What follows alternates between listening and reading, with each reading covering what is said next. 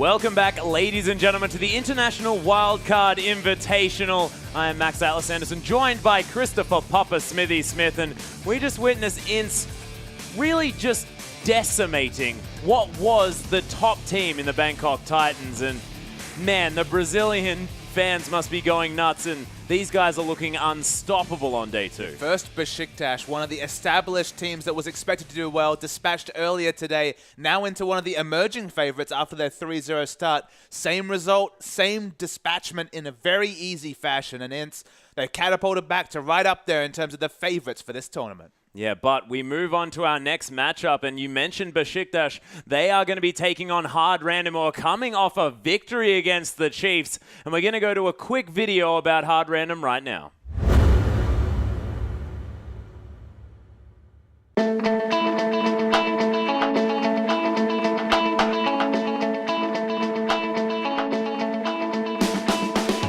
It's kind of great feeling when you can just travel to another country, another language, another situation. It's cool to travel, so it's really good. I like it. We have a really good communication. We are friendly with each other, so we have a lot of success with this roster. So I think it's gonna be, at least for now, it's ideal roster for Hard Random.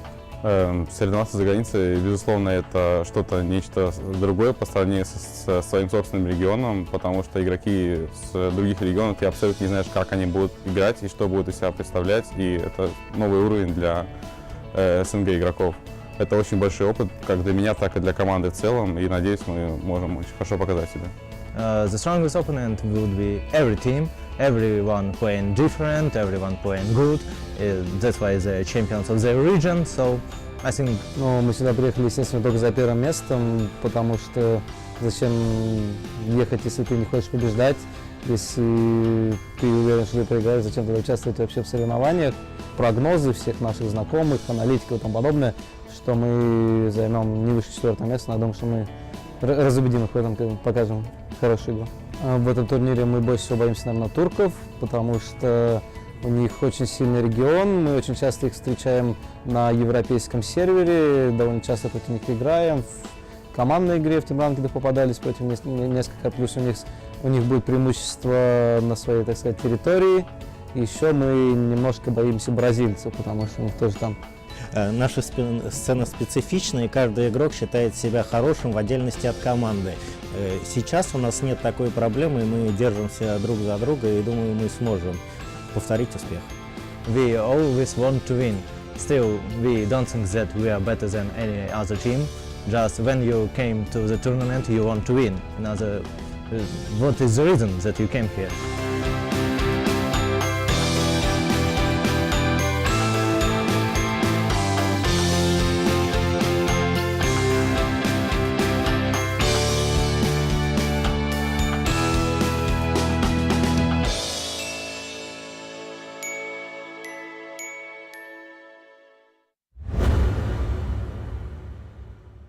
And Hard Random, they're now coming up against Besiktas, and you heard just there, one of their most feared teams coming into this tournament. And it's worth knowing that this match is so important in terms of the standings, Atlas. Both these teams 2-2 really need to start piling on those wins. It looks like it's going to be really close between the teams, hoping to qualify for the knockout stages. And I think we're going to be right into Champions Select. Yeah, we certainly are, Papa Smithy. Fantastic timing there. And one of these teams actually going to get ahead of both the Chiefs and their opponent this game by taking out this game. And we'll see how it does go. Smurf now looking to ban away the final champion here for Hard Random. The Hecarim going to leave the Rift following Janna and Nunu. And LeBlanc, Callista and Gragas are going to be taken away by Besiktas here. And Fizz, the first hover, we'll see whether that one comes through for Tholdrin. But of course, Besiktas now with a whole lot of options as to that first pick, because there are some strange bans coming through. I mean, Janna, Nunu,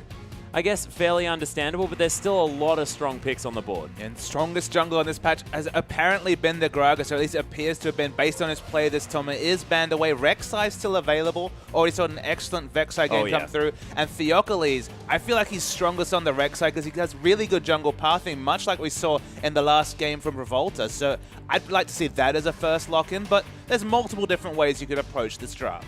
Yeah, and Thresh for Dumbledore is also an opportunity here. Morgana, though, is going to be the lockaway here for Thaldren. Not a bad pick, because remember, Hard Random love to play that in the top lane. We saw that yesterday, so it probably would have been taken as a flex pick. You feel like these champion pools are pretty open, but Theocles' Rek'Sai, that's something we wanted to see, but with it being available, can't really say anything about Symphony picking it away here. Yeah, Symphony actually coming off a victory on that champion as well. Damonko, I wouldn't be surprised to see him pick up that Lulu potentially or something like that, take it away from the pick options, because with Morgana being available, Besiktas can go for some sort of raise the puppy comp here with that Lulu to potentially put into their back pocket. It is going to be the Maokai locked away here for Smurf, though. Did show some decent prowess on that champion previously, and Theocles thinking about Arenga. We'll see whether that one comes through. Of course, early days in this second round for Besiktas. And you have to feel like Theocles, after being dictated to in that match earlier today against Ints, wants to go for a favorable jungle matchup. Not many champions out-duel Rek'Sai early. The Gragas was a big problem, of course. It was Rek'Sai. It was the Gragas versus Lee Sin matchup where Revolta really got on top of him earlier today. He'll want to pick early. I can't see him going towards a Sejuani just to open himself up to the same sort of threat that he saw his first game today. Yeah, we'll see whether this is going to come through. Of course, would be a strange one, but we've seen stranger on the Rift so far, Papa Smithy, and Energy taking a while to make a decision here. Besiktas really making sure that they use the clock well. And this is Energy's Lulu. We didn't really mention this. It's been permanently banned against him this tournament. He's most known for his wave clear champions, despite the fact that he went off so strong on Ari yesterday. Yeah. 16-5 or so on those champions. Had a huge, massive KDA, playing more of a carry-orientated mid laner. We usually associate the likes of Thaldren on this team as a carry. Nardeus, especially when he picks up the likes of Lucian, can fulfill that role. But it's actually been the carry performances by Energy, which has been the surprising thing about Besiktas this tournament. Yeah, he has certainly looked strong there in the mid lane, even up against really tough opposition coming throughout this International Wildcard Invitational. Kira, though, is going to save that mid lane pickup for last by the looks of things, and Damonko looking to go with the Thresh, and that is largely a pick away from Dumbledore, I feel, because his Thresh has looked fantastic this tournament. They go for a very offensive bottom lane. Thresh Graves, it feels like the Illusion is the natural pickup here for Nardeus. He really tends towards that champion. Showed Does excellent have a play Sivir already, though. in the Turkish Champions League. Yes, I didn't notice that. So the Sivir will be taken there. Sivir versus Graves, a pretty even laning matchup, although maybe the slight advantage to Sivir because it's quite easy to buckshot the damage coming through from Graves. Last two picks to be considered. It looks like on paper they have a completed bot lane and a mid laner, but obviously so much flexibility with the champions they've locked in that we can't know for sure until all 5 are locked. Yeah, they could potentially not even have a support locked in yet. That'd be crazy, but possible. They've already gone for the Sivir, so Raise the Sivir's not really one of those Raise the Puppy comps that we see. Not so that would be surprising, but you know, they're thinking about the Master Yi. Don't know about that one, but Thaldren, he's the shot caller for this team. He's usually looked upon to carry. Maybe go for the Rumble that was used to such great effect to him. Yang's Rumble earlier today was one of the big reasons that Ints were able to dispatch this Besiktas.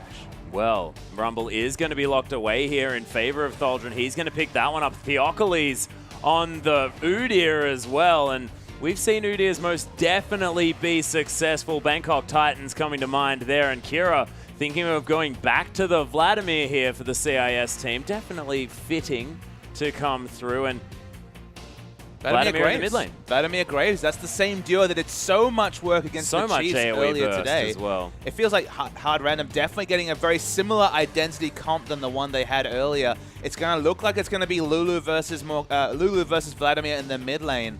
Lulu needs to go Merlinomicon to really try and deal with the healing coming through from the Vladimir, because this matchup will eventually scale towards the Vladimir, and it'll be hard for Lulu to enter lane because of all the trade damage and low cooldown harass coming through from the Vlad. Yeah, it's only a switch up in the support and top lane to come through here from the Hard Random lineup as far as the change from their comp against the Chiefs. So definitely comfort picks coming through here for Hard Random. They know exactly what they want to use, and they know exactly how to win this game now as well. It's a very different lineup coming through from Besiktas. They have very good rotational ability. They've got the Whimsy, they've got the On the Hunt, and they, obviously Udyr, already a very speedy champion.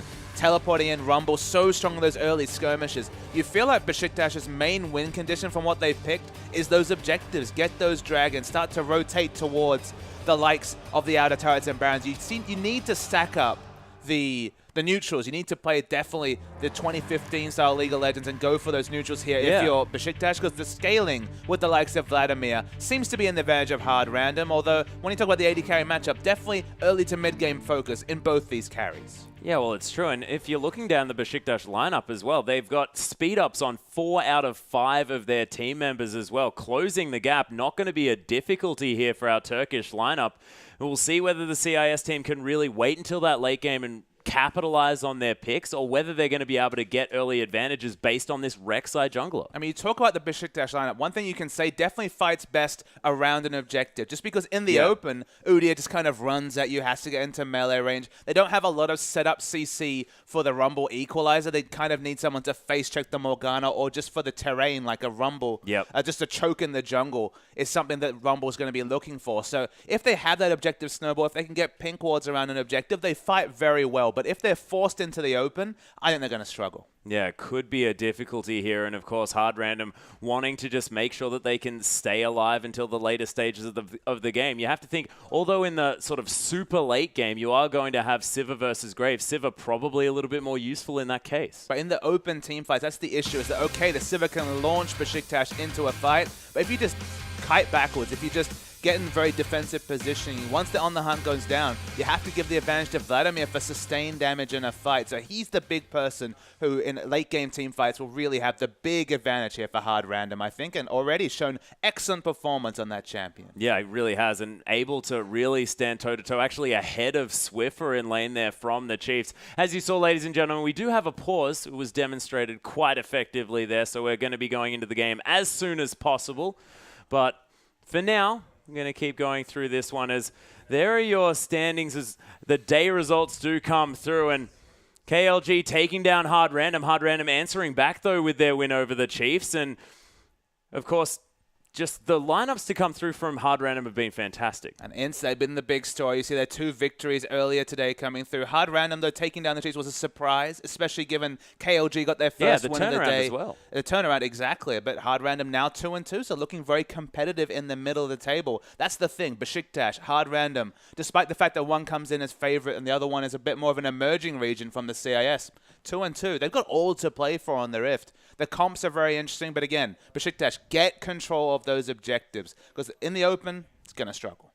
Yeah, and we'll see whether Besiktas can really make sure that they can get a lead early on. I believe we were talking about the fact that they look like they struggle if they don't get ahead. And that's the thing. You've got the likes of Udyr, who, look, if he's oppressively strong, you know, has a lot of movement speed around him, if he can get in the front, we've already seen Udyr's dispatch Jinxes so well just because she just can't get the kill. She can't get any sort of reset on the get excited because Udyr is just so damn tanky, even if he's behind in items. Just the turtle shield consistently coming up and being refreshed. And Udyr, 2-0 this tournament. You might think, okay, small sample size, but it's been banned away from the Bangkok Titans subsequently. Seems happier to give 007X Nunu than leave that Udyr available just because it's done so much work. But it's another one of those champions who in the open doesn't do much, but if they get the objective control, if they have the snowball going, if you face check an Udyr, you know you're going to get stunned, and his damage is not ignorable from the Phoenix stance. Yeah, well, this is the thing, and we'll see whether it's going to be of the same effect or whether it's something that 007X just has incredible prowess on.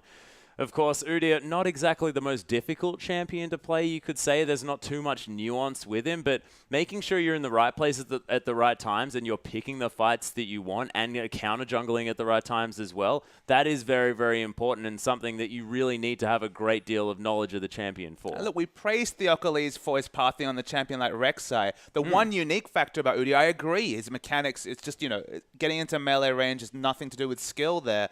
It's the jungle pathing that separates a good Udyr player from a great Udyr player, is knowing where to be, whether you can path to the right spot. If you have excellent communication between your teammates, face checking an Udyr is a big thing that's not good. In a 2v2 skirmish, if he doesn't have to gap close, Udyr does a lot of work. So it's all about communicating between your teammates, smart warding, and ensuring that Udyr is always in the right place at the right time. Because if he's not the one that needs to gap close, he does a lot of work. If he's the one that needs to make plays, that's the one thing he can't really do. Unless you're super overextended, just like Nunu, Udyr can't really make a lot of plays. Yeah, and is it going to be a lot to do with sort of counter ganks here, as Rek'Sai is going to be going off around this map, and Udyr really needs to be there to stop it? It's one of those cases where if you see a lane matchup where it's easy for you to overextend, so in this case, let's call a theoretical bottom Civil lane, like. Yep. In the Sivir lane in this particular case, but let's say it was Sivir versus Ezreal, for example. In this game, of course, it's Graves, but if it was Sivir versus Ezreal, you know that Sivir's consistently going to be pushed up. Look for the counter gank. That's the obvious spot that Rek'Sai would gank, so Udyr can just come to that lane, know that because it's the most overextended, it's probably going to see the most pressure, and then be in the right position at the right time. Don't know if this particular game is necessarily a matchup that really demands that. Maybe Vladimir will be overextended, but so hard to gank a Vladimir as Udyr, just because, again, the Sanguine Pool will come through and not a lot can be done in that particular situation. Rumble versus Maokai in the top. Maybe the Maokai is going to be overextended, has a bit more wave pushing, of course. Famously, Rumble struggles to push in the minions because he doesn't have the damage to minions and monsters coming through from the Flame Spitter. So maybe Udyr can look to really train towards punishing the overextended Maokai. But Sivir versus Graves, it's basically wave clear battles in the bottom lane. Yeah, there's going to be a lot of wave clear battles in the mid lane as well. Lulu versus Vladimir, they're just going to be farming out the waves. Glitterland's fantastic farming tool. Tides of Blood, one of the best ways to kill minions in the game. Pretty ridiculous on that front. Not quite as ridiculous as it used to be, as we were reminiscing about previously, Papa Smithy off air. But man, it's going to be wave clear central. It has to be possibly the top lane that could be what's going to be going sort of more towards the middle of the lane. Exactly, that's the thing. Maokai pushing options, not so many pushing options coming through from the Rumble. So Rumble, a lot of trade damage, level 4 or so. If you see the Maokai overextended, absolutely train towards that lane if you're Udyr. But I mean, the other option, of course, is just rotating, looking for a lane swap, and invading the enemy jungle. Very hard to duel with an Udyr in your face. He's always been someone, when Warwick, for example, was the preeminent jungler, go Udyr and get in his face because he just can't deal with you in skirmish situations. Udyr getting aggressive, I think, can probably be the big thing to do. And setting up a lane swap, looking for a jungle follow, because he already has, obviously, a blazingly fast jungle clear. He can make up for the fact that Rumble struggles in a jungle clear just because it's just, stand over here, mate. I'll do all the hard work. I'll smash down this camp, and you can pick up experience. And then the gank damage is there between the Rumble and the Udyr. Yeah, well, it's going to be a lot of AoE fire damage coming through there as well, with the fact that there's a Flame Spitter and a Phoenix stance coming down. So I guess it is going to be helping out just a little bit, but like you mentioned, of course, Rumble not going to be helping out necessarily so much, but also struggles a whole lot in a 1v2 situation as well. So the lane swap sort of going in favor of Hard Random, probably something that they could potentially look for. I mean, Rumble's okay in a lane swap. Back when he had more base damage on his Harpoons, he could just snipe away CS, but now he has to take Flame Spitter because the only way to do meaningful damage to creeps is to get into the overheated zone, the danger zone, and you can't get into the danger zone from just the Harpoon. So you need to actually get to level 2. Has some range CSing options, very safe, has a shield and a speed up coming through. So he's okay in the 1v2, but he's no Maokai. No, well, that's true. And Maokai is sort of always known for his ability to 1v2. One of the things that we love to talk about to no end, Papa Smithy. But we get a lot of pauses. Yeah, well, it's true. And we get to talk about wave clear, and wave clear is fun. And when you've got Glitter Lancers, Tides of Blood, you've got Harpoons there as well as Flame Spitters. That's all fun things to talk about. I mean, it's all about wave clear, side wave minions, whatever the thing is. That's right in front of us. Yeah, we're having some slight computer issues, ladies and gentlemen. If you didn't see that one on the screen, the players are going to be attempting to get back into the Rift as soon as possible. We're going to have this game underway for you guys, but man, I'm excited to see whether Hard Random are going to be able to carry the momentum through from their previous victory. This is going to be a terrifying game for them. Of course, they've already stated the fact that they put Besiktas as one of the strongest teams here in the competition, but coming off a victory like that has to give you a massive boost. And the other thing we're going to learn about, Permaband has the Lulu been against Besiktas. Finally, Energy picks up his Lulu, his trademark champion. And how much work can he get done? Because we've theorized that eventually Lulu's going to get outscaled and it'll be tough to lane. If this was a top lane matchup, especially with more space in the lane, there'd be a time where Vladimir could just overextend, hoover up the minions with all the healing coming through from the revolver. In a short lane, there's a lot of chance for Lulu to harass early, but will she be confident enough to pick up the Morellonomicon against basically double AP? Because remember, it's a Maokai doing mostly magic damage and the Vladimir on the enemy side. But Morellonomicon will really help her in trades, aggressive trades that she wants to take against the Vladimir to ensure that that big late game scaling never comes for the Vlad. Yeah, and there's a whole lot of healing to come through from this side as we hop onto the Rift, ladies and gentlemen. Besiktas taking on Hard Random here. Our CIS team taking on Turkey, the home side on the blue side here this time around, as Tholdren is just going to be trying to burn down the river. It's an interesting choice. We'll see how that one works out. And Tholdren, he's the big kind of question mark to me. We've seen so much success for Rumble this tournament. We didn't know whether he'd still be a relevant champion on patch 5.7, but definitely making arguments for him despite the fact that it's not been necessarily Rumble-centric comps. We haven't seen a lot of Thresh Rumble. We haven't, I mean, Jarvan's mostly out of the meta, so the infamous Cataclysm into the Equalizer hasn't been a factor. But Tholdren's the shot caller for this team. If you had to choose a star player, despite the fact that we've seen energy really go off this tournament, so you'd be forgiven for considering him as Symphony. Yeah, Transfusion going to come through from Kira as well, as a decent Glitterlance going to slow down the assault of the Vladimir. And well, the assault of the level 1 Vladimir is definitely not a notable assault. No Arctic assault, no seismic assault. It's a very small assault. A miniature assault, maybe like a flick of the shoulder. Well, every 12 seconds he does maybe 60 damage, so... Hey, he's got auto attacks, Papa Smithy. I don't know what you're talking about. Vladimir, terrifying champion. Demonko, though, coming through looking for a possible death sentence. He's maybe actually just smart. wandering. I mean, just following over to Tholdren, he can't back, so he's going to be forced to do this jungle follow with not a lot of experience. The lane swap has come through, and Demonko is certainly not happy about it. Yeah, he's getting burnt down a little bit, but you can see Flamespitter not doing a whole lot of damage early. Danger Zone has been hit by Tholdren, though, looking to try and keep that one up. Hangs out over the edge. He's managing to burn down this Thresh just a little bit as the Flay is leveled for Demonko. So he's not needed for the jungle fall in terms of damage, that's for sure. It looks like he wants to enter lane. Already less than half. I actually would have preferred him to start sapping some experience and look for the ganks, but with the lanes being pushed in by the aggressive wave-clearing Thresh-Graves duo, I guess he feels more confident entering lane, but the freeze is only going to begin very shortly. Yeah, it seemed to me like both of these sort of duo lanes were pushing in their waves. You can see already Smurf managing to pick up a few CS around this one. The back going to come through from Dumbledore, actually going to be cancelled out there as Symphony almost going to die to the Raptors, but never fear, he is going to survive this time around. Kira taking a bit of damage here from Energy, of course. He is generally just going to be a nuisance in the mid lane. And Double Doge probably wants level 2 and then go for his infamous roaming Thresh plays played. Sorry, Demonko, sorry, on the Thresh in this situation. Oh man, the Ignite. Exactly. The Harpoon's going to come through in response there, but going to be very difficult for Tholdren to re-enter this lane. I mean, I was mentioning the Thresh, just assuming it was the coming through from Dumbledore. He's played a lot of Thresh this game, but it's actually him on the Morgana, which has seen multiple bans against him. Udyr, though. Oh, in comes the bear. The Flash immediately walking out there. Successful gank. Yep. Oh my goodness, that bear stance is the funniest thing that I have seen. Look at him go. Oh man, that skin's just genius. Symphony is going to get a flash though in the mid lane as Energy going to get out of there, but Theocles coming through the stun up from the bear stance. Turtle to come down just to try and get something going on. Symphony going to flash out of the way, and there are not many flashes left, Papa Smithy. They're just not respecting the early game damage from a level 4 Lulu. Big trade damage coming through. Now 2 flashes blown. Both of the frontline tanks are now on the back foot, and someone without flash against an Udyr. There's the one situation, yes, he can gap close, and I expect him to get super aggressive this game. He's at least, at minimum, going to monopolize the Rift Scuttlers. Yeah, he is going to just duck stance that one down. Duck stance? Duck stance. Did you see? It looked like a duck, okay? Okay. We'll see whether it comes through again, just so we can show you.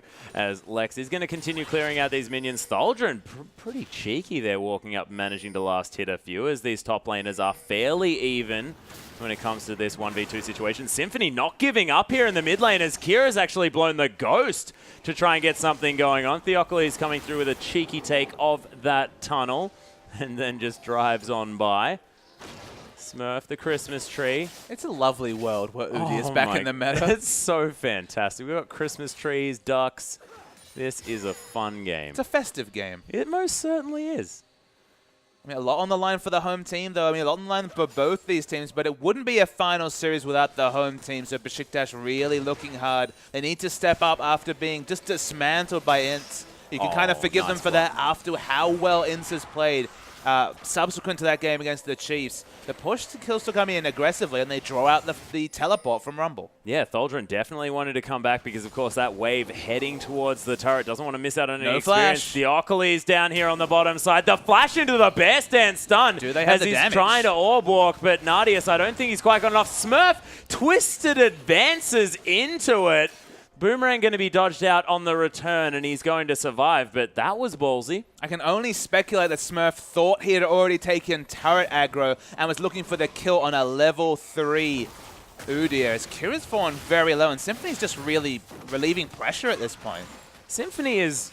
I don't think he knows whether there's any other lanes on the map other than mid. We've seen him camping Kira's lane so often this tournament. And look, we said the same thing about Revolta when he was playing the Rek'Sai, so you might think, okay, why are we leveling this against Symphony? He's ganking for a Vlad, and let me tell you, Vlad Pre-6 does not provide very much to a gank. It most certainly doesn't. We actually saw the Chiefs fall into that trap with a Nunu Vlad combo, not being able to gank anyone ever. Dark Binding not going to find anyone as Tholdren is going to go into the danger zone. Damonko taking a lot of damage, but Symphony's here as well. Gets the knock-up onto Dumbledore as they change their attention. Flashing out of the way, Tholdren just says, okay, I think that they've forgotten that I'm here as he wanders down the river.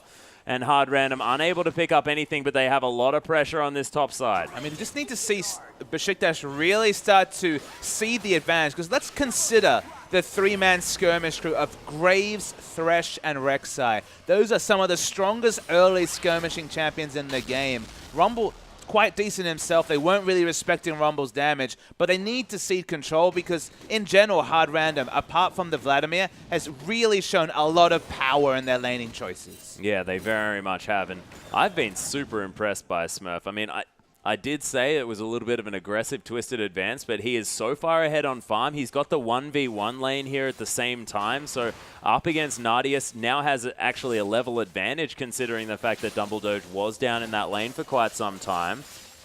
May have the level advantage coming through quite soon. Of course, recent leveling coming through from Nadius, who now has the on the hunt. Damonko heading towards this bottom side of the map as well. Symphony coming around. Theocles is going to hand over this blue buff to Energy as well.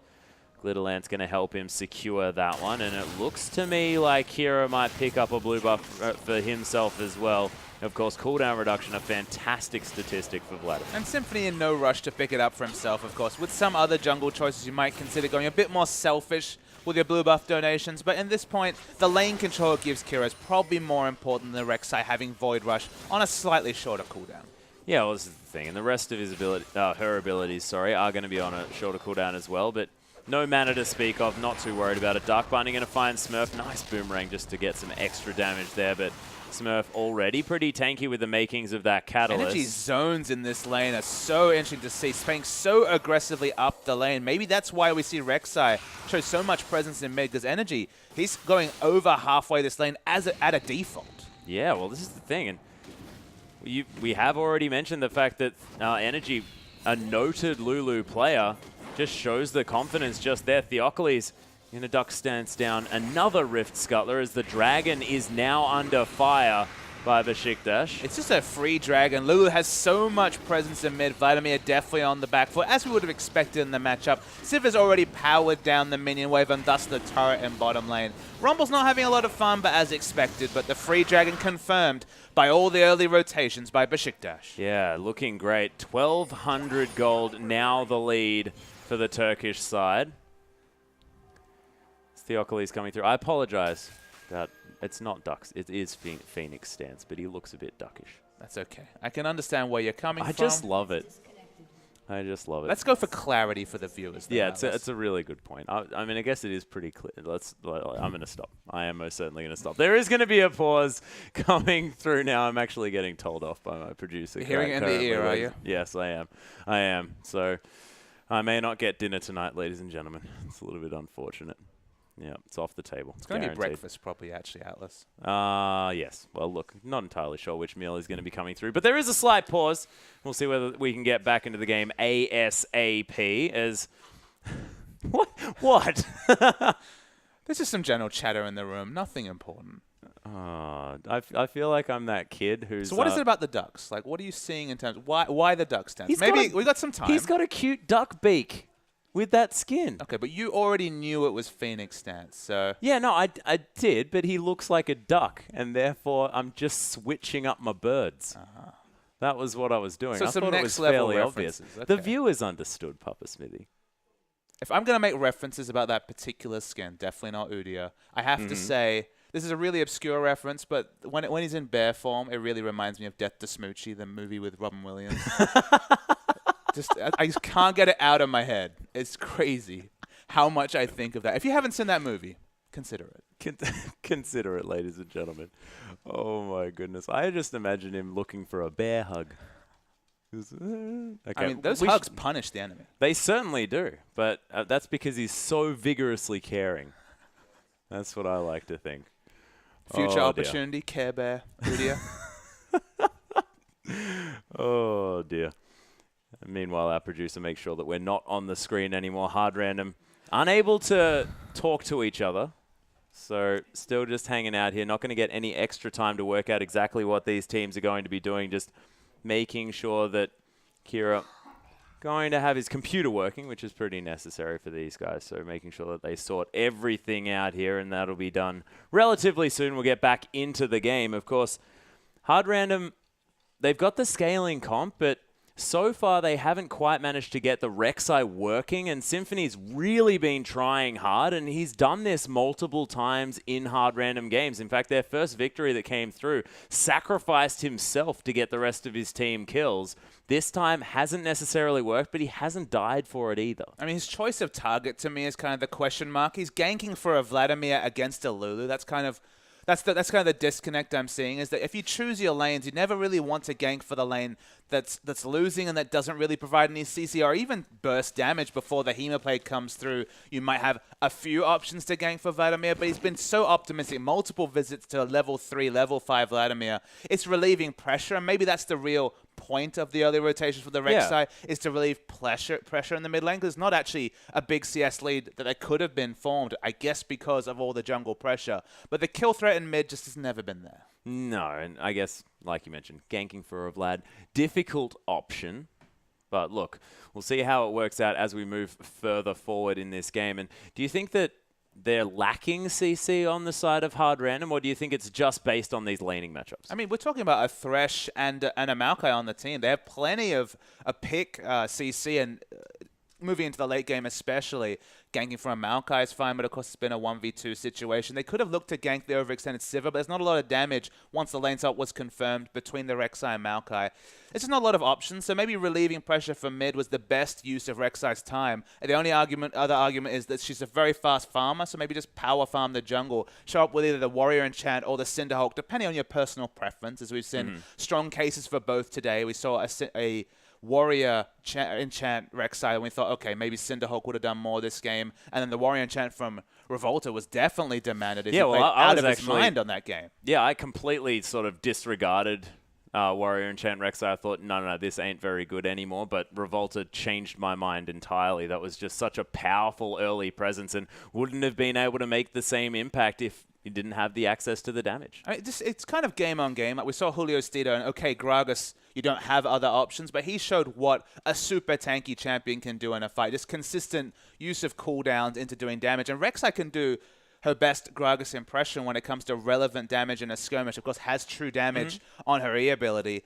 But in this situation, you can go Cinderhulk, and if you get enough of a snowball, you're just so tanky that over a long amount of time, you do a lot of damage. But Warrior, the early skirmishing is just crazy, and will she be able to challenge the Udyr is the big question. That's the one thing to mention, is that I'm not talking about challenging Smite in this particular example, but the whole point I'm making is that when Rek'Sai goes Warrior, you kind of want to feel like, okay, now I have kill pressure on the enemy jungler. But whatever item Rek'Sai picks up, no kill pressure on Udyr. Yeah, not happening. And okay, yeah, this just in, we've got a confirmation of parrot stance, not duck stance. Oh. Okay, so look, I guess I've been overruled. So a little bit unfortunate there. Believe I was almost muted by the producer just there. There you go. Yep. So I'm going to have to fill some time. Sorry, folks. That's all we've got at this point. It's still got the Vladimir for late game, and Vladimir Graves, it's kind of interesting. So you have a very strong laning presence, AD carry, and then Vladimir, who's just really hoping to hit level 9 sometime soon, power up some of the spell vamp coming through, or the spell vamp coming through from the Hextech Revolver. They've already shown their prowess for this comp. They were so aggressive and assertive against the Chiefs. You have to wonder in this particular game, what's the go button to go for those crazy engages, to go for the picks? Because again, they started strong against the Chiefs and never looked like losing. It's been a bit of a more muted early game in this particular example. But waiting to see what the go button is. Maybe it's just the Revolver for a bit of sustain in lane. Maybe it's when finally Vladimir has a bit of lane pressure, Rek'Sai can look to get on top of the enemy. The pause still continues, but there's a lot of questions to be answered, and just not a lot to go from this game. It's been quite quiet apart from the first dragon being picked up just then. Yeah, and Hard Random, they've been going for aggressive plays, but do you think maybe there's sort of something in the back of their minds based on the fact that they have put so much sort of, they may have put Besiktas on some sort of pedestal here in this game as well? I mean, they may have been just sort of going into the Chiefs matchup going, okay, not necessarily sure, but we're just going to play our hardest. And they've had experience against Besiktas now, so thinking maybe that there might be some sort of mind games going on? I mean, we can never really know. With the comp that they've picked, they've given away a dragon, which is to be expected in this game. Siva's pushed down a turret, which, again, not a huge surprise. So we definitely haven't seen any kind of mind games. Like, you could return to that Chiefs versus Besiktas game and say, okay, was there any mind games there? Maybe, but there was no discernible go point. We're not seeing a different performance from either Hard Random or Besiktas. The team comps are different, and there's a lot of power in the early game coming through from Besiktas in general. And against an Udyr champion, you don't really know how to respect in competitive play in general. And just the early power spiking and strong lanes they've chosen, they've had very few options to really make things happen in the early game because of the weakness of their lanes. So as we scale on, it'll be interesting to see around the 25-minute mark what strategic options they're making then, because so far the game's basically been dictated by Besiktas. Yeah, well, that's the truth. And as far as this comp is concerned, you have to think that that's exactly how it's supposed to work out. So we'll see whether Hard Random can sort of weather the storm of this early to mid game and make it through unscathed. And what do you think is sort of the telltale sign of the gold lead that's necessitated here by this situation? So if we're getting to, say, 25 minutes into this game and Hard Random are behind by, say, 4,000 gold, is that still okay? Or do they need to sort of stay within touching distance? I think the more relevant statistic, as you can see, 14 minutes on the pause timer. So we're obviously moving into quite the later stages of the pause. The thing to mention, though, is that, to me, the gold will be a relevant statistic. So maybe, 5,000 gold seems to have been the sign of a one-sided game, even though that in a meta's past would have been negligible. 5,000 or more is usually a bit too much of a tipping point. So keeping it, around the 4,000 gold mark, not ideal, but fine given the late game insurance of Vladimir. It's worth noting that's not like a hyper-scaling advantage in multiple lanes. Maokai, more reliable late game team fights than Rumble, but Rumble can always do crazy things with both the equalizer and overheating in the backline. And Leandris really opens up a whole lot of late game damage as well. Exactly. Like, Rumble's always going to be relevant, just Maokai gets unkillable. So that's kind of the two different. They do different things in the late game. I give the slight advantage to Maokai. In the AD carry role, Siva versus Graves is one of the hardest lanes to unpack, just because Siva, if her tank line's super strong, can do a lot of damage to the back line, can run in there, auto-attack, reset, get double crits, and just power down even tanks. If she has a strong enough support crew, can do relevant damage in the late game, and Graves does struggle in the late game without the mobility of the on the hump, without the spell shield coming through for defensive utility. So, I'd say basically a wash depending on how their game's going if you compare the AD carries. It's only in the mid lane where Vlad will definitely outscale Lulu, and Lulu's utility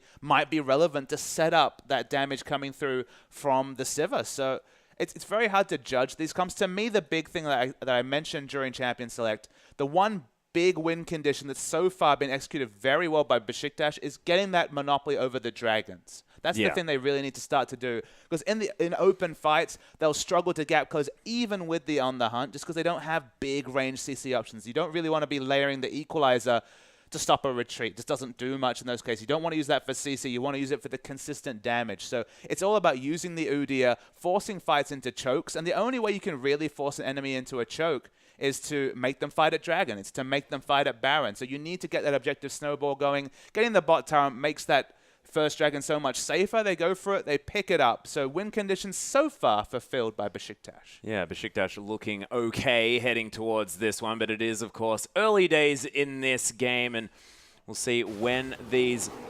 Speaking of which, we'll see right now whether they're going to be able to continue this one going on. And 1,000 gold is the lead. Not even that yet for Besiktas, as Theocles going to just continue farming up this jungle. Energy looking like he was making a move towards that top side. Not going to find anything. Symphony hanging around his jungle as well. And Kira offering back a lot of damage. Glitterland's doing some work now at this stage of the game. Level 8 energy almost with maximum points into that spell. Items though. Triple Doran's into the Amp Tome. Definitely has a lot of unspent gold, but that is about as much early aggression as you can get with item purchase. Triple Doran's used to be a staple, but has been a thing of the past for so long.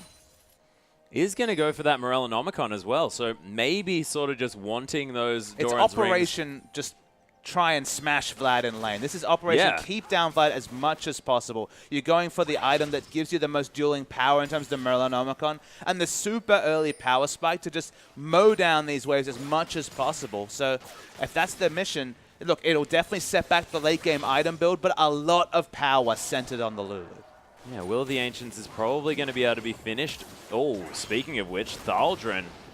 It's not speaking of which, that was a terrible segue, but he's going to flash out of the way of the death sentence there on the top side of the map. I was going to mention that Kira probably can finish the Will of the Ancients fairly soon, as Energy going to take a cheeky turret shot, but a lot of damage now as that Fetish Codex has been completed. It's obnoxious to lane against triple Dorans and the working towards the Morellonomicon Lulu. That's obviously the playstyle as Kira takes another Glitter Lance, is to just try and overtake lane, and then you can start roaming, because of course with the Whimsy you can appear in multiple lanes. Your damage in early levels is not ignorable. Sure, you don't have the best damage scaling, but with the utility scaling, win lane, win the game. That's the strategy from Energy on this Lulu. Yeah, and he's starting to do it as well. Of course, Kira had navigated that lane quite well beforehand. Lex with the buckshot, going to be clearing out these waves, and Symphony makes his way back towards the top side just to ease the pressure. But Nardius, in this bottom side of the map, pushing relentlessly. Dumbledoge hanging around here as well.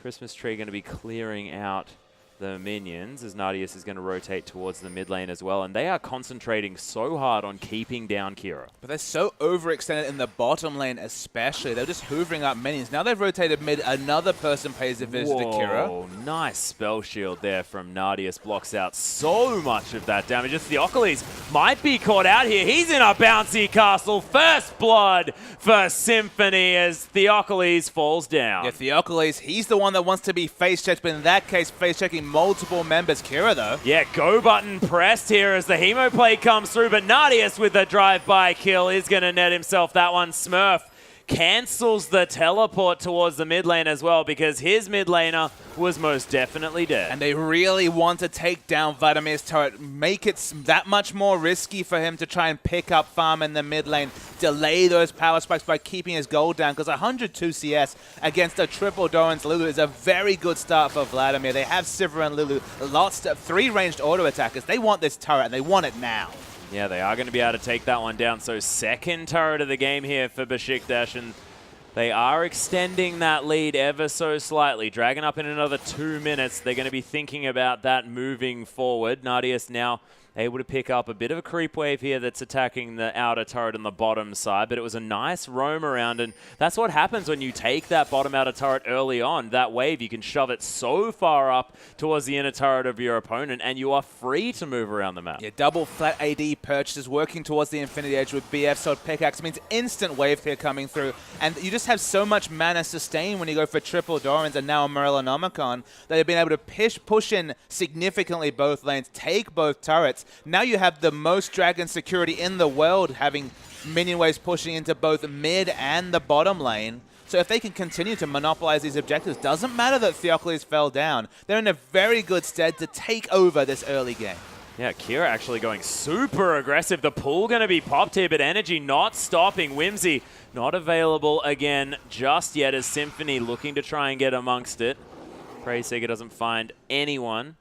They are going to be able to disengage. Theocles heads back towards the jungle, and Nardius continues to push relentlessly here on the bottom side. No surprises coming through from the Sivir. But what a crazy game that this is a game with Rek'Sai on their side, that Sivir feels confident enough to overextend for farm towards the inner turret in the bottom lane, not respecting the gank pressure from Symphony, who's only shown presence in the mid lane, barring that first blood and top. Just really hasn't been seen around the map. And this is certainly not something we would have expected if Revolta was playing that Rek'Sai, but Symphony just not been able to get the same early pressure. And these lanes able to overextend against a strong ganking jungle as Kira. Yeah, there's the pull, but bound up by that Dark Binding. Lex does find his way in at exactly the right time. Soul Shackles is down. Dumbledore looking for that one as Energy picks up Kira on the backside. Somehow, Smurf coming through. There's the Righteous Glory for the slow Energy. Gets chased by a present, but he's not going to find too much as Nardius going super aggressive. Equalizer. There's the equalizer. Lex is going to quick draw out of it, but he's so incredibly low. Theocles trying to close the gap. Meanwhile, Smurf is going to flash over that wall. Theocles has the auto attack as the Parrot and picks up that one. Nardius locks down the kill as well as Besiktas really moving forward in this fight. Symphony starting to get burnt down. Thaldrin in the danger zone. They don't lock it down. Just the tip. Not going to find it as Symphony. He's going to get away by the skin of his teeth. Damonko, though I have a feeling, is not going to be so lucky. And look, they really want to pick up this second dragon. They even passed the kill credit over to Nardius to speed up his static shiv. There should be a second dragon coming through. It's looking a bit hairy in the middle there. But the moment the equalizer was laid, it confirmed Lex's death. They went well as the Void Rush has been used and already back as Symphony. That was a very, very optimistic Void Rush coming through there, but Symphony does make it out in time. Another teleport. Smurf wants to get amongst it as well. They don't want to give up this dragon as there's the wild growth to come down from Energy. He's very, very low as Kira's going to pull out, but Theocles locks him down. Lex now finding him, but Smurf, he's super low. Nardius zoned out of this fight as Symphony. He's going to lock down the kill on the Udyr, and now Hard Random looking to try and pick something up. Dumbledore with a nice Dark Binding as Thaldrin. He's quite low, pops the Scrap Shield in order to help him get out of there. Nardius pretty healthy, but I'm not entirely sure who even has the right to this dragon because Lex now quick drawing into this one, picks up the kill. Nardius with a decent spell shield, not going to be enough. Symphony on a rampage, 4 kills for the Rek'Sai, and that is definitely going well. They still have a ward here to Besiktas, but Hard Random going to be able to lock down this dragon. Those kill trades and that fight around dragon went for so long, doesn't actually go for the second part of the death sentence. The key point to mention though, Atlas, is that even if the trades had gone slightly in the advantage of Besiktas, which over the course of this it definitely didn't, as they went even in the kill trade and then gave away the dragon, the bigger consideration is that the scaling advantage is on Hard Random side, so you never want to trade evenly with a team with a scaling advantage, and now they lose one of their win conditions or at least delay it by giving up the second dragon. So definitely lost more than they gained by being a bit too feisty around the dragon there, Besiktas. They most certainly were. Lex now 1-1-4 on the Graves. Nadia still having a slightly better game as he's picked up a whole lot of extra crit to augment that Infinity Edge. Does have, of course, the Avarice Blade and the Brawler's Glove to go along with it. Needlessly large rod for Energy there in the mid lane, possibly going towards that death cap, of course. You just want as much AP as possible as a Lulu just because you have shields. You've got the wild growth for the extra health that scales on AP as well. And you've mentioned double dipping in the past, Papa Smithy, and that's exactly what Energy wants to be doing. And look, Energy's not the only one that's going to be double dipping. People know that, of course, Vladimir's passive also gives him health for the ability power, true. so doing plenty of dipping himself. If only he had a shield, he could be triple dipping. Okay, no more dipping allowed for Vladimir, though. Has the Will of the Ancients for the lane sustained, so suddenly, between the Will of the Ancients and Negatron Cloak, should be able to start shrugging away the trade damage coming through from the high AP Lulu. And this is the part where this game changes, is when Vlad is able to win trades against Energy, suddenly Energy doesn't have the same wave control or even lane presence that he's had, being able to overextend and hoovering down farm. When they can start punishing the Lulu for her, just the innate structure or texture of this Vladimir versus Lulu matchup, I feel like some of Besiktas' advantages they've gotten earlier might start to be contested. And actually, Besiktas looking to take away this blue buff. Beautiful use of the boomerang, and Nardius, Thanks for all the help, Kira. I'm going to take that. Yeah, it's a very good judge of damage in general. They understood that Boomerang Blade would do about 600 damage. The DPS it down perfectly. Theocles looking to find Maokai, but turret diving a Maokai, a level 11 Maokai no less, is always a struggle. It most certainly is. Theocles still hanging around, though. Symphony's going to meet him here on the top side of the map, and this Udyr has had a decent performance. Looks like he's going for the Righteous Glory as the second item here, as the bear just going to wander around in between these turrets. Gets knocked up, though. Dumbledore coming through. Soldrin and Nadius are both here. That equalizer was wonderfully placed as Smurf's getting burnt down. Slowed up as well, as this tower's going to fall. Dumbledore very, very low. Theocles as well. It's a nice boomerang over the top of Hard Random here, and they're quite low on this map, but neither team hard committing to this one. Yeah, Lulu didn't find a path to actually get there and go for any sort of flank. Doesn't have boots, crucially. Having just not many item slots. Needed potions more than boots, you'd have to think, being the reason that she doesn't have those boots early. So wasn't able to rotate effectively, even with the likes of Whimsy. And with it being a 4v4, they didn't have any re-engage options. They don't have any CC, really, out unless the Morgana bind hits. So able to back away a Hard Random. And if these fights keep going, even if the CS just coming, suits Vladimir. Certainly does. And do you think, based on the fact that Besiktas have a massive amount of magic damage coming through, do you think that it could be the Abyssal Scepter into the Spirit Visage as well here for Kira? I think you have to look down the lineup and think, okay, will I have enough damage if I opt into that? Maybe it's a feel thing. Maybe you finish the Abyssal and work out what's the big issue. But they've already got the Aegis completed. Negatron into Abyssal is already going to be that, 45 magic resist coming through from that item.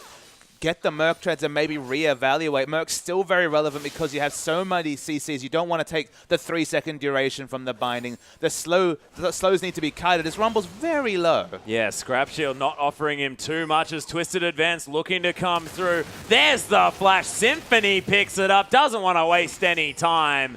And the Rek'Sai picks up the 5th for herself. And looks like Hard Random trying to answer some of these objectives. They're down in turrets 3-0, now 3-1. Civ is going to keep pushing in mid. They need to try and make Besiktas pay for their strategic decisions. Civ obviously no teleport, but it looks like Graves just going to try and answer her split push.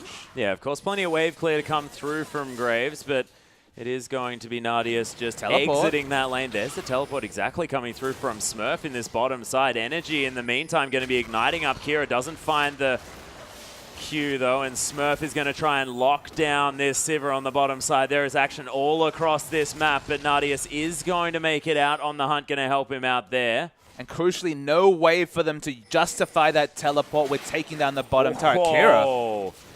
So close. Kira is going to have to get right up to that base in order to get back. And her movement choice is Luden's Echo Lulu.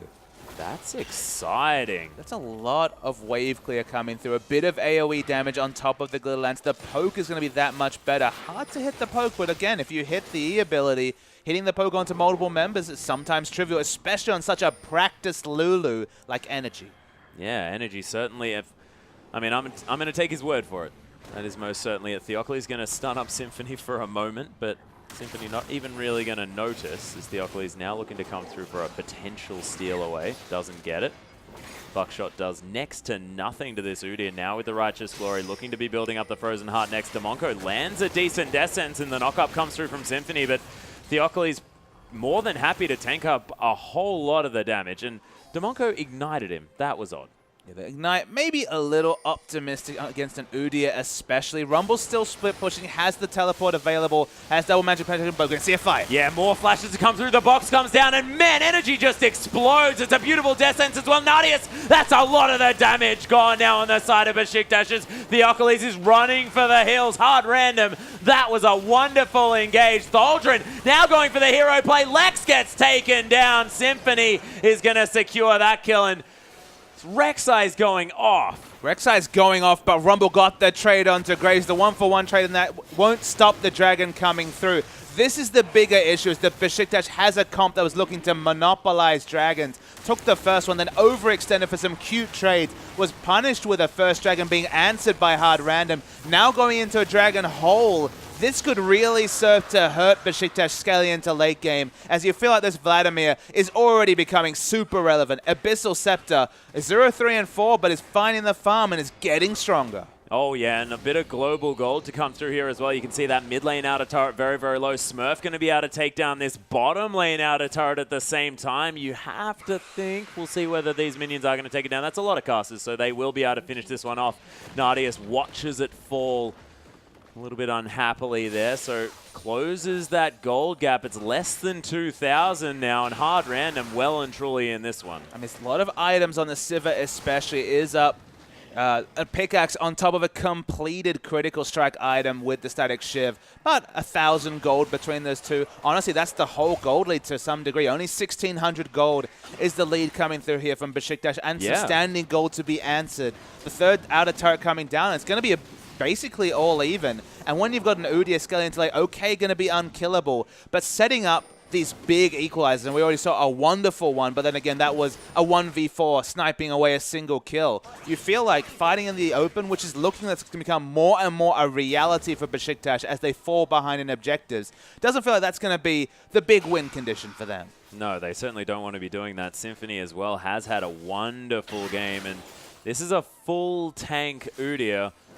I mean, not Udyr, Rek'Sai and Udyr, I guess, so I am correct on both fronts, but the locket is completed now for Symphony. Does have a Warden's Mail in the back pocket and Skirmisher's Saber. And I really like this pickup because it sort of means that you have that aggressiveness in your build, but you still have the Cinderhawk. You still have the mega tank mode heading into the late game. And you feel like going to be in the middle of a fight, whatever happens. Most of Besiktas going to be fighting on the same line just because, again, short-range damage threats coming through. Sivir usually fights with her tanks and other damage dealers rather than be able to position at the back of the fight because of her 500 range.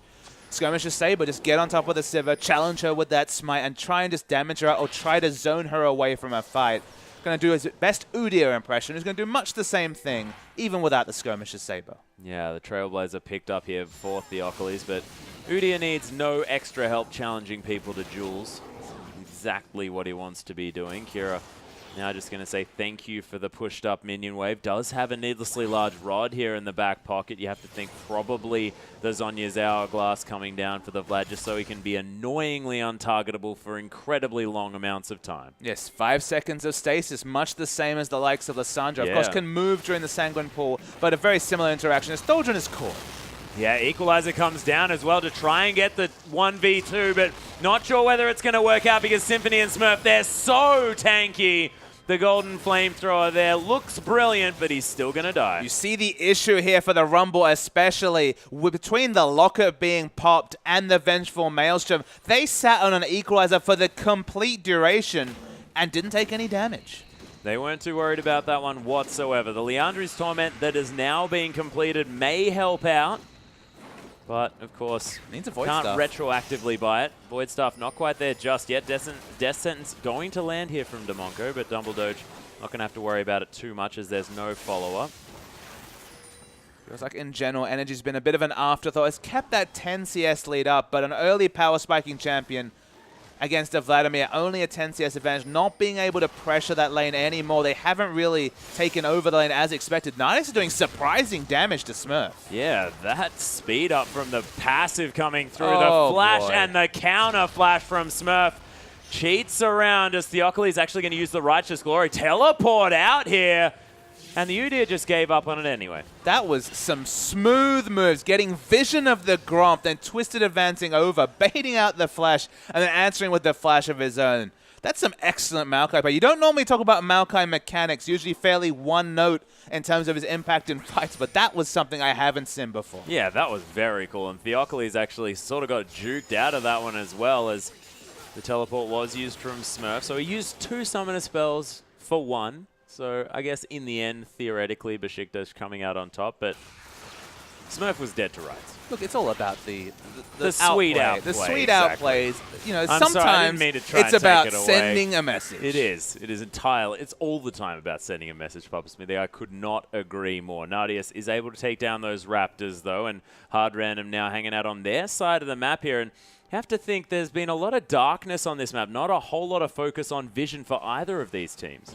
It's true. There hasn't been a big vision game. You'd think Besiktas would be the team that would have the monopoly on vision, get those pinks around dragons and power down the objective. And we saw that at the start, but again, fell away. And it seems like, in general, they're neutral play around the Dragon has been found a bit wanting. Hard Random, they've been able to answer what was a 3-0 turret hole to now be 3-3. Even or ahead against objectives, I remain to be convinced on what exactly the Udyr can get done in fights. Lex has actually felt comfortable enough to go BF sword over the likes of working towards the Last Whisper with a pickaxe, just because the armor pickups have been minimal so far. Yeah, not quite getting there just yet. Of course, there's a Zhonya's Hourglass available, and Theocles hasn't been back to base in quite some time. That's and a fast Udyr. Yeah, the Whimsy's up as he's just launching himself into the backside. He's going to try and get out of there, but Death Sentence comes through. There's the box as well. The focus is on this Udyr as Thaldrun with a nice equalizers, burning down so many people. Demonko has to get out. Lex manages to pick up a kill. No, it's going to be Kira actually. Dumbledoge so low as Thaldrun. He's going to fall. Energy's fallen down at the same time. Smurf picked up that one. Another Death Sentence. Demonko is on fire with that skill, and they trade Kira for 3. And you couldn't have asked for a much better spot for a team fight for Besiktas. Burning down 3 members on top of the equalizer, but it didn't matter. They're already too tanky. Feels like to some degree, unless the voice stuff comes in the next 5 minutes, they've outscaled that Rumble damage. Just shrug it off, go in. They killed Siva with the other 2 members that were already diving, and now Baron should be unanswered, but Theocles, no one told him, he's powering in there. Yeah, he's looking to try and get amongst it.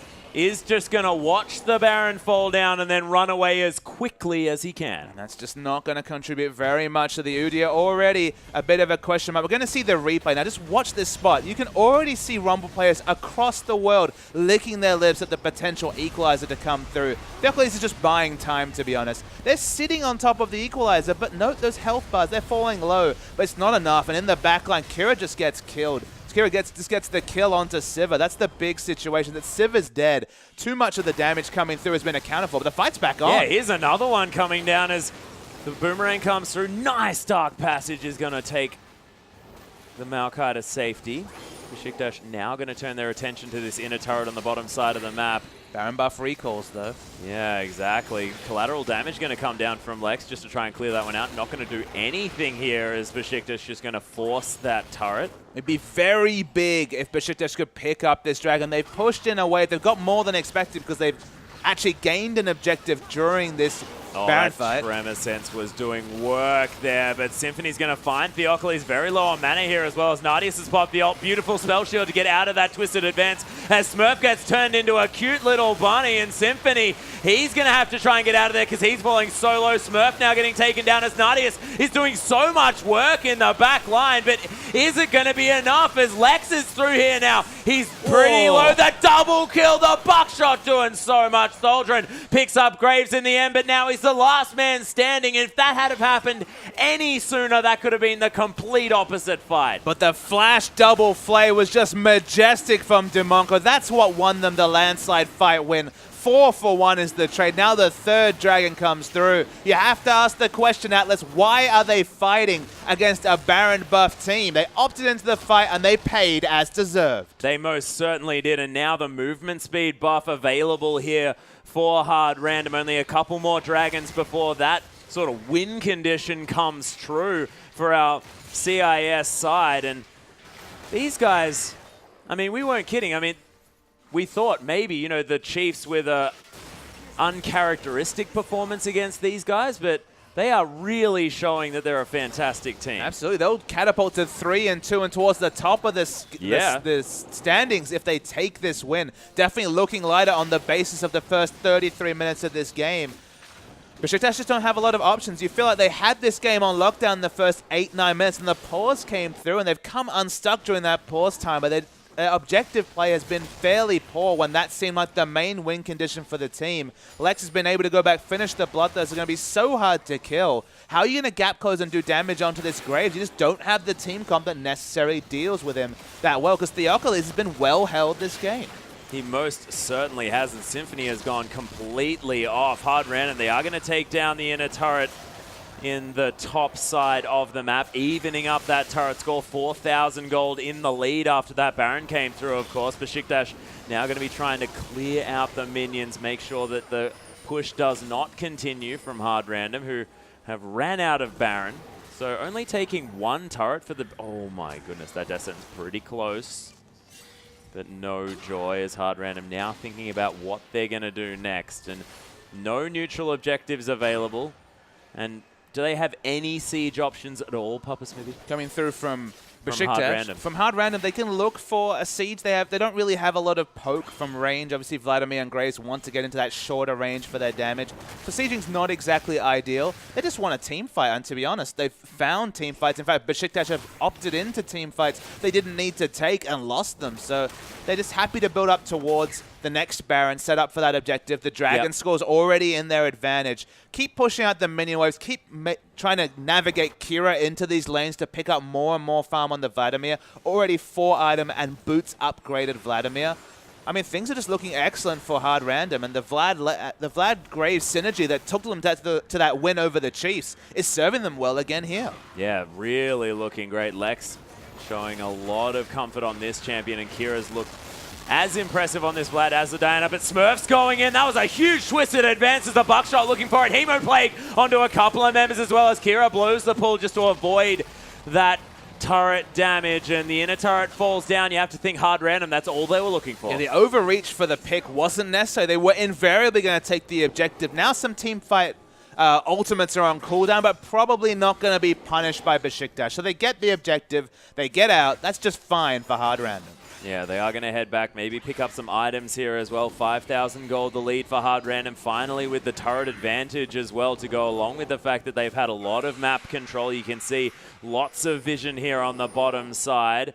A minute and a half approximately until that Baron is available once more. Besiktas have pushed out the top and mid waves though. Hard Random going to have to deal with them in short time, but Theocles probably doesn't want to be towards this bottom side. They need to get some vision around that Baron. And the only thing that's stopping Hard Random from really taking down these fights is the lack of a Last Whisper coming through. Went for the Bloodthirster, which will help him as a short-range AD carry, but the Pickaxe signifies that only a short waiting game till the Last Whisper is complete. And one thing to mention is, you talked about the vision. It is impressive. They have some smart pink wards very aggressively placed on the red side jungle. But just look at the tunnel network. They have tunnel options across the map, which tells you there just hasn't been time or enough map pressure for Besiktas to answer all these tunnels. The Rek'Sai's taken over this game in more ways than one. 15 out of 17 kill participation. Full tank Rek'Sai, warrior Rek'Sai. In general, Rek'Sai, she's just been so powerful today especially. Yeah, this is like the Julio Stito impression here coming through from Symphony. The hard carry from the jungle. All the junglers tank today, the big winners. Revolta was doing a great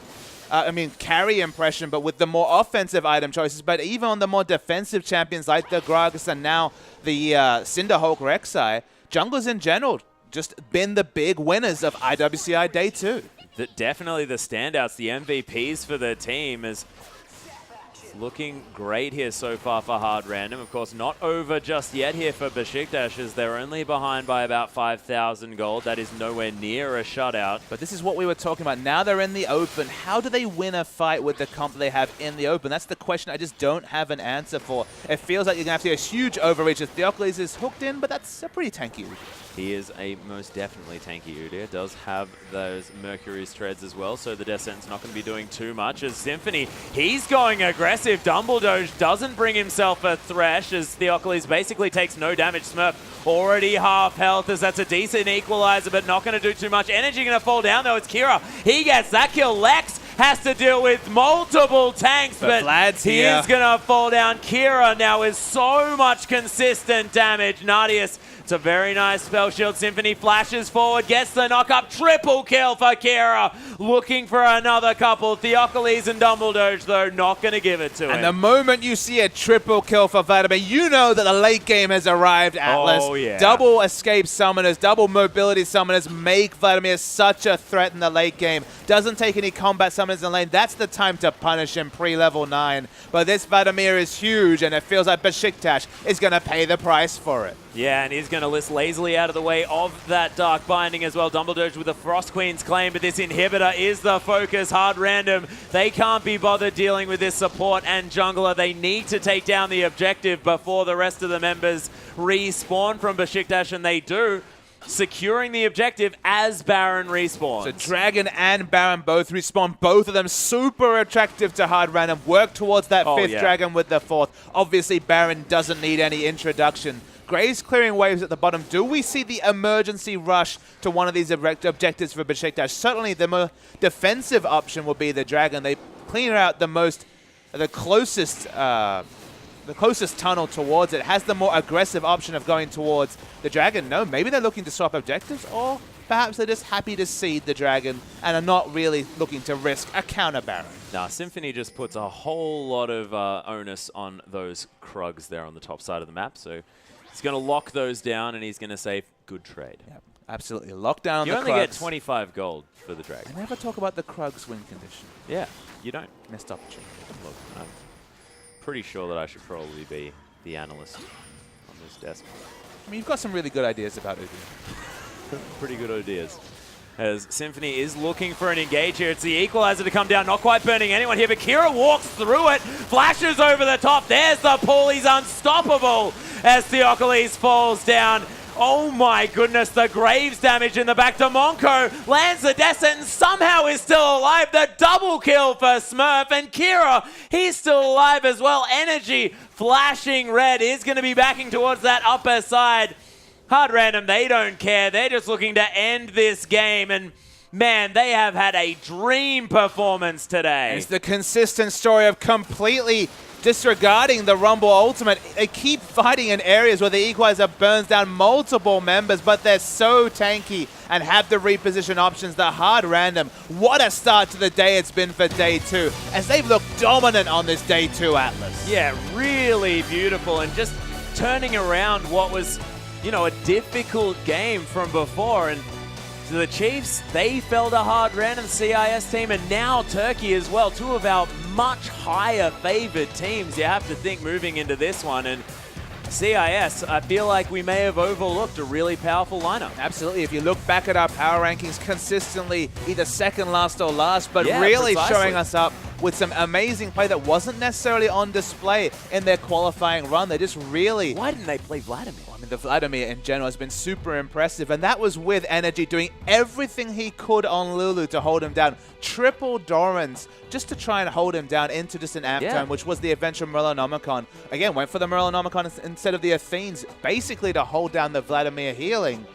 Besiktas, it was looking good. They had the first Dragon. They had position on the second. There was that long, crazy fight for, what, 2-3 minutes around the second Dragon, where they were eventually punished by Hard Random, and they took away that objective. You feel, if they hadn't overextended for some of the exit kills, if they just hadn't said, okay, one of our win conditions, pick up those Dragons, if they had taken the second one, I feel like this game would have panned out a different way, just because they would have been Hard Random fighting on the terms of Besiktas rather than the other way. But then Besiktas, they made other questionable decisions. Fighting against a Baron buff team around Dragon was, I mean, it wasn't a 5th Dragon, it was just for the 3rd Dragon. So, I mean, they just took fights they didn't necessarily need to, lost objectives from it, and eventually it came to the point where they were left with an Udyr in the open, and he looked exposed. They most certainly did, but you have to think, speaking of exposed, Symphony, when he gets Rek'Sai, Hard Random look absolutely fantastic, and Kira, I don't know how many more times he's going to get Vlad either. So if these are banned out, maybe Hard Random without as many other options. Yeah, we can't say, obviously. We've seen 2 very impressive Vladimir games and 2 very impressive victories, even with the enemy team getting their picks of champions to try and deal with him in lane. It wasn't enough energy on its trademark Lulu, famed for this champion, banned frequently this tournament. Was held down super well. And I think we have a replay just to see whether it's Kira, whether it's the Rek'Sai Symphony, both of them with massive performances this game. So at this point, you can see, in terms of laning phase, it was pretty painful for Vladimir, but he picked up the farm. And that's the critical factor, is that you always hit a crucial point on Vladimir. You always hit a tipping point where you just start scaling so many times with offensive items and ability power in general that you're tanky and do a lot of damage. Gold lead's about 5,000, but it's going to be probably, I can only assume, one of those fights where they just disregard Thulgin. It's level 16 Rumble and acquire results. So we'll roll the tape in this particular situation. So 3 Dragons already acquired at this point. They look for a fight. Remember, this is one of those trademark chokes where your analysts are saying, do not fight. This is Rumble. We have to remember that. So the Rumble Ultimate, they wait to layer it down. It's put through, but again, they just completely walk through and ignore it. Maybe if it was used earlier, it would have been more valuable. But Vlad can just start running crazy in this fight. Already has a kill. Lex is zerged down, so you thought, okay, it might be good times, but Vladimir still has Ghost available. And you'll see the re-engage coming very, very soon. They just keep going for it. Ghost is popped. Triple kill comes out for Vladimir. Score becomes positive. At the time, the tidings were already pretty positive for Hard Random, but they only looked like winning from there. Yeah, really looking fantastic. And as well, Smurf looked great on the Maokai as well, especially in the early stages of the game. 1v2 situation, was able to farm from range, really trying to fight this one out, and really worked well for them. And look, to be able to adjust to that, I mean, and the fact that they're from a different region, may have different playstyles moving through, it looks like Hard Random really has the number of some of these teams. Let's talk about adjustments. And Symphony was a name that you mentioned. Of course, the Rek'Sai in this game that went off. I think if they'd gone for the Warrior enchant on Rek'Sai, this game would have gone very differently because they were just disregarding the equalizer. They were fighting on it happily for full durations because they had the locket at, what, 20 minutes into the game? Yeah. Super early locket, so they basically just stacked magic resist, completely disregarded positioning. And even though Besiktas were very savvy to make them fight in chokes the whole game on, I think we have another replay to come just to show another fight in a choke. It felt like every single relevant team fight was around terrain that is absolutely rumble-centric. And we'll roll the tape in this particular example. So much magic resist is stacked down that once again Equalizer will not be able to watch this choke. So just pause right here. This is the Equalizer that is of all time. All of them are fighting on the Equalizer. Just wandered all the way. You can see on the through minimap. Where are they going? They're going to walk straight through this Equalizer again. He has the Leandros. Even the Void Staff completed at this point. It should be Rumble's team fight 1. But there's got, what, Spirit Visage, Lockets completed, and some more magic resist coming through. Abyssal Scepter on the Vladimir. Magic resist coming through from the Thresh. We'll roll the tape again, and they just disregard this ultimate. It's doing decent damage, but they have so much tankiness, they can afford to take fights in these bad areas on paper and just DPS down. No one can get to the backline on Lex. He's free hitting, even though he's Graves with 525 range, and they take down another fight just because of the itemization. Warrior Enchant, that could have been a double, triple kill for the Rumble, but the Cinder Hulk scaling so well with the extra health and all the magic was just picked up, and they could just ignore such a relevant ultimate in, what, their 4th fight in a choke. Yeah, and Kira as well. I mean, he went down so incredibly low, actually baited out a whole lot of the Besiktas members because he gets so much healing from the pool, then has the Zhonya's Hourglass available for even more on-target ability, and then just transfused himself back up off the AD carry into a state where he was at about half health and just really looked great. He answered our question about the Spirit Visage. No need to rush that item. No. But we do have an interview. International Wildcard Tournament. So this was a very important game for you. Is that why you play such a controlled game? I don't think it's about game importance. We just played our game first time in this tournament, and that was awesome. We played like we should. So can we say that HR is back? Yeah, after today's lose versus QG, we were a little bit upset, and after this we have to be focused. And this versus Chiefs and versus Besiktas, we showed that we should be in this tournament. So, and also you had an incredible comeback. What was the breaking point of the game for you? Actually, I think our jungler did a really well work, ganking always and winning early game. And I think after some shaky plays in mid game, our jungler did a great work even in mid game, and that's why we won. I think he's MVP in this game. So, is there anything you want to say to your fans or to your supporters? Yeah, hello everyone, and thanks to Hard Random, thanks to Riot Games, which this tournament is great. Very really close tournament, really interesting to play here. And hello everyone, and thank you for watching. Thank you for the interview. Thank you. Now we're back to Glendale.